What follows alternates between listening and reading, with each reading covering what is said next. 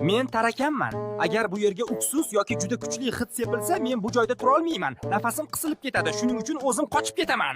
Men chumoliman. Agar yo'limga dolchin yoki qalampir sepilgan bo'lsa, men bu yerdan o'ta olmayman. Bu hid menga juda og'ir, shuning uchun boshqa tomonga ketaman. Men pashshaman. Agar bu yerda sovunli suv yoki limon bo'lsa, men bu joyda qolmayman. Men kiyim kuyasiman. Agar kiyimlar orasiga lavanda yoki kedr qo'yilsa, men bu joyda yashay olmayman va boshqa joyga ketaman. Men mayda pashshaman. Agar bu yerga uksus yoki shunaqa hidli narsa qo'yilsa, men bu joyda tura olmayman. Hid menga juda og'ir bo'ladi. Men asal ariman. Agar bu yerda kuchli hid yoki tutun bo'lsa, men bu joyda qolmayman. Bu menga xavfli, shuning uchun uchib ketaman. Men chivinman. Agar xonada lavanda yoki evkalipt hidi bo'lsa, men bu yerga yaqinlasha olmayman. Bu hid meni bezovta qiladi. Men burgaman.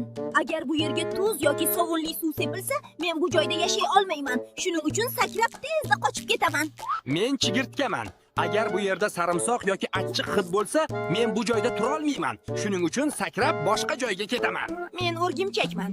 Agar bu yerga limon sepilsa, men bu joyda tura olmayman. Bu hid menga juda yoqmaydi. Shuning uchun darrov qochib ketaman. Agar shunaqa qiziqarli va foydali ma'lumotlar kerak bo'lsa, obuna bo'ling.